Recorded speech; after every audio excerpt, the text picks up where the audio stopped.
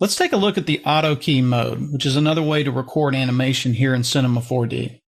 So we've got our trusty box animation here that we've seen several times now. And let's say that we want to record some rotation animation. Well, the way we're going to do it this time is we're going to click on auto key mode.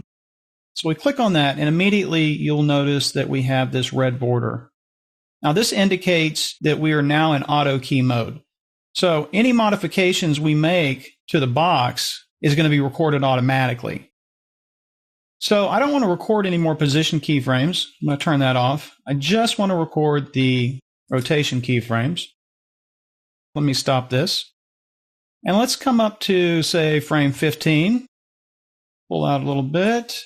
I'm going to come over here and I'm going to go about -27 on the pitch. And you'll see that we've got a keyframe recorded here. Come to 25.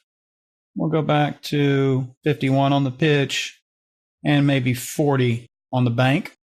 Now let's move a little further down the timeline to say 45. Get this where we can see it a little bit better. And we'll say this time we're going to go -48, -50 in the bank. And then we'll come all the way down. And we'll just do a little turn. So you'll notice that every move that I made or every modification that I made to the cube was recorded automatically. Let's go back to the beginning and just see what we've got now. We'll play it. All right, so now we have all of our rotation that was recorded just by making the modifications to the cube. All right, let's stop that. Now, one thing you need to be aware of is that when you're working in auto key mode, as long as this red border is here, you're still in record mode. So you need to make sure and turn that off if you're done with the auto key mode so that you don't make mistakes and add additional keyframes to your animation where you don't need them. But I'm going to keep mine on for a second because I want to add a few more keyframes, but this time I want to add some scale keyframes. I'm going to turn on scale, come back over here.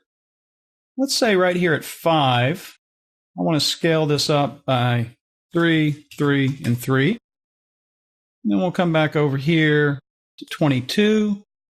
And we'll go to 2, 2, and 2. Again, we'll come back over here to, let's say, 55.